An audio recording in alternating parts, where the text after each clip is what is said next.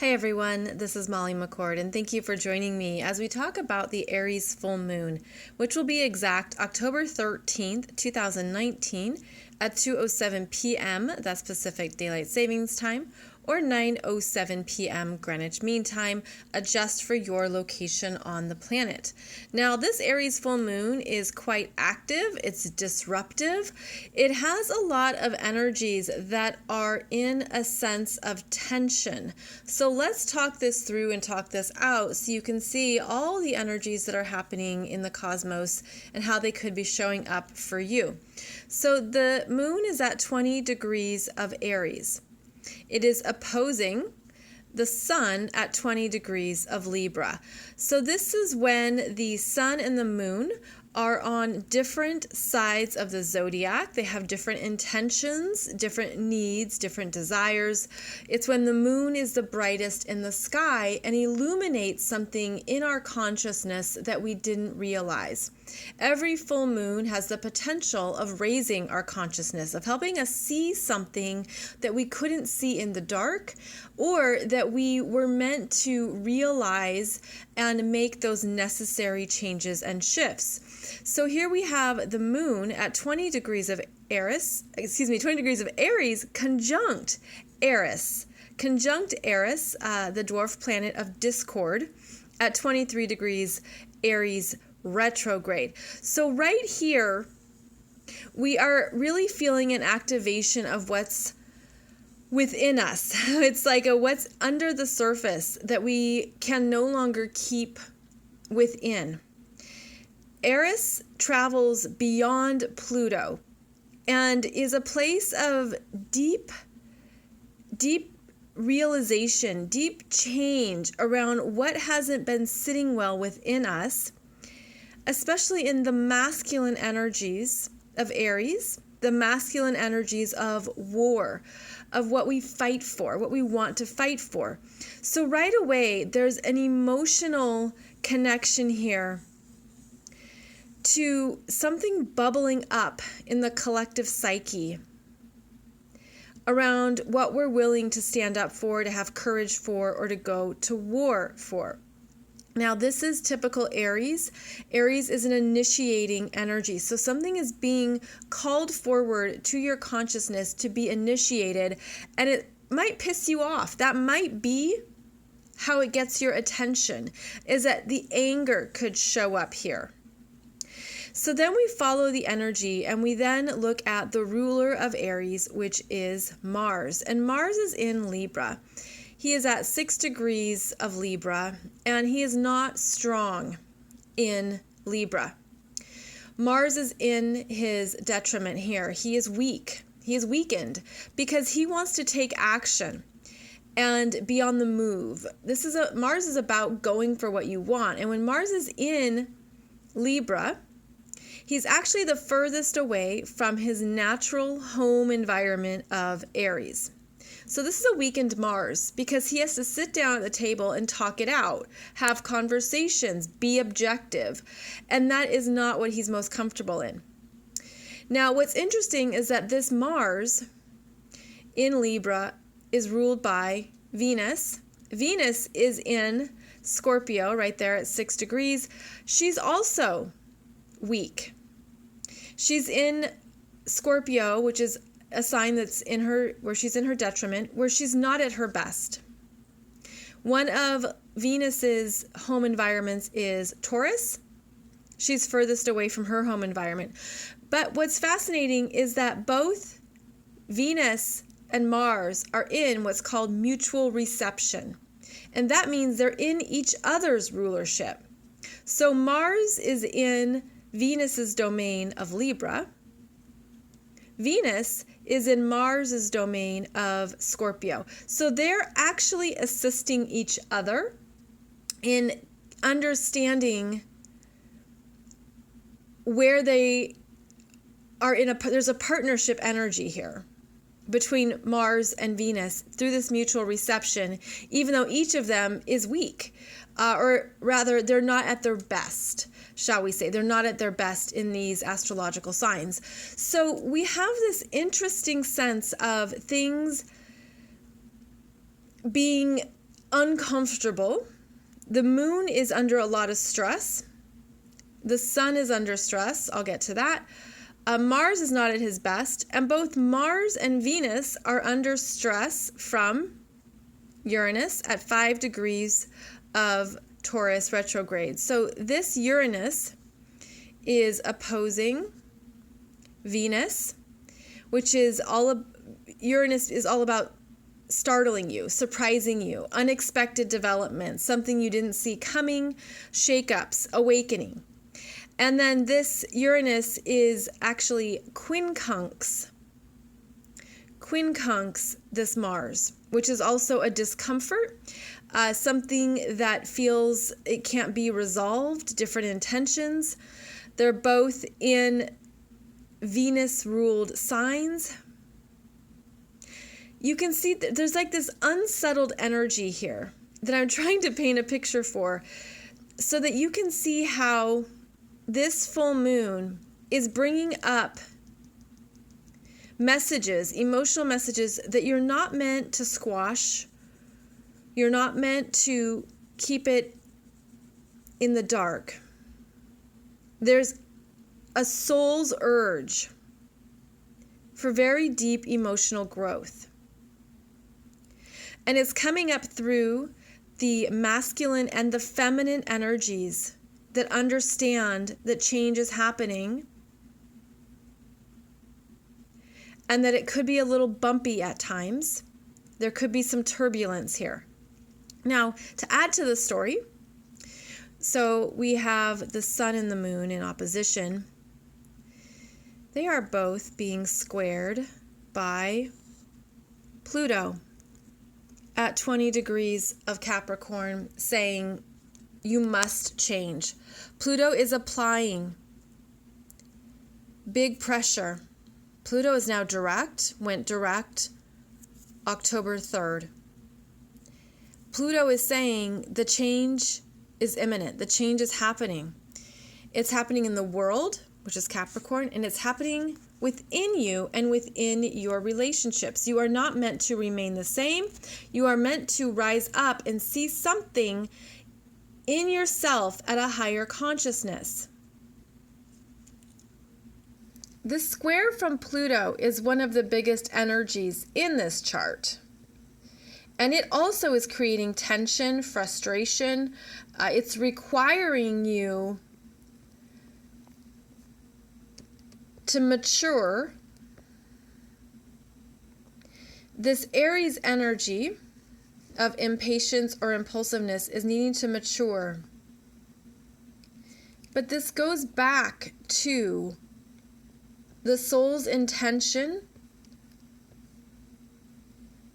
to rise up through the pressure, to rise up through all of this energy that's not letting you rest or feel that you can be at peace right now, which is unfortunate because that's really what the sun in Libra prefers, is that harmony and that peace.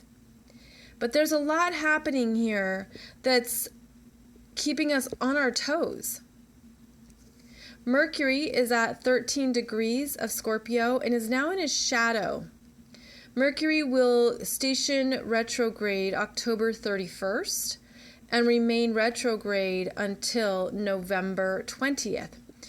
And so Mercury is now officially entering his shadow as of this full moon, which means that whatever comes up during this dynamic time, you're going to be working through it as the Mercury retrograde is in Scorpio, going into the fears, into the unconscious, into untapped areas of power, untapped personal power. So there is definite change here in our sense of self and where we go to when we need courage, when we need the strength to stand on our own. And that is one of the higher aspects of the moon in Aries, is the independence, the leadership, the I can do this on my own. I will have the courage to move ahead, to forge ahead regardless. And yet, as I've shared with you, The personal planets are under stress from outer planets. The sun and the moon are under stress from Pluto. There's also this square that just happened. It was an exact square between Saturn at 14 degrees of Capricorn to the sun. It would have been 6 days before this full moon. But that Saturn energy is keeping us in line, responsible. There's a conserving energy dynamic with that Saturn in Capricorn. Now, how about some good news? We do have Jupiter at 20 degrees of Sagittarius, making a beneficial trine to the moon and a sextile to the sun. And that is helping you to move forward because of the fire sign energy. Follow the inspiration, follow the faith. It's almost like keep your head up, keep your head above water. Follow where that motivation and that inspiration is showing up. So this does give a jolt of energy to an otherwise tense Aries full moon. And it reminds you that you came in with tools to access. That Jupiter in Sag is reminding you of those gifts. It is conjunct Ceres here, and that adds to the desire to manifest abundance, because Ceres is associated with the harvest, what you've been working on, what's had to grow through cycles. So this conjunction here supports what you've been working on, and to have trust in that even during this intense pressure. So with everything going on here, change is happening. You know, the moon conjunct Eris is anger and what to do with it, how to express it in a healthy way, how to know that that's just part of a healing process. So there's an initiation. You know, it's unhealed shadow self that's coming up to be worked with and to be healed within you. And it's wherever this 20 degrees of Aries is in your chart. And it's the shadow feminine, whether that could be something like a mean girl or a bitchiness or a critic, or the anger you have, the anger you hold, that comes up and comes out really quickly, almost too impulsively. That's part of the collective pressure to shift it and change it with this square from Pluto. Exact square at 20 degrees.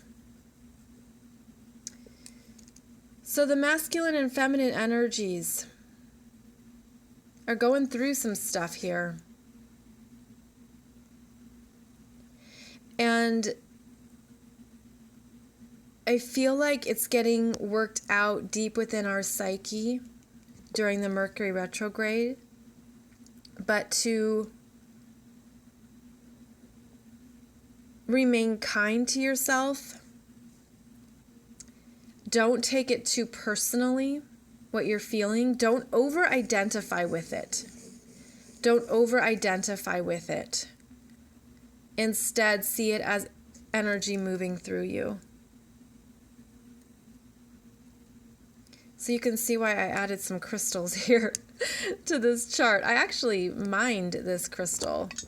Isn't that an awesome one? I found that one in a crystal quartz mine. And then here's a lovely piece of selenite to help with the grounding and the peace and the clearing as we move through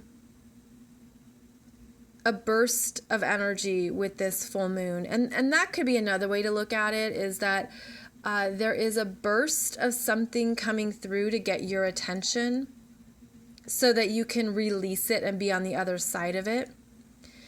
But keep in mind that 3 days after this full moon, the sun in Libra will oppose Eris here. So there's a lot of change afoot in the middle of October.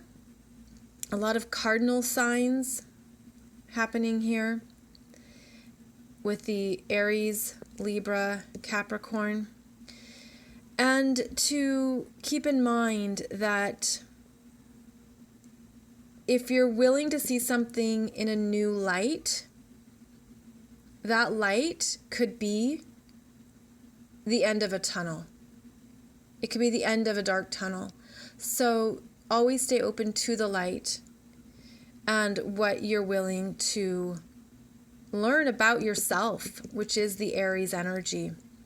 Because as you raise the consciousness of yourself, you will then bring that higher consciousness to relationships and out into the world. And these are also energies we're working with in 2020.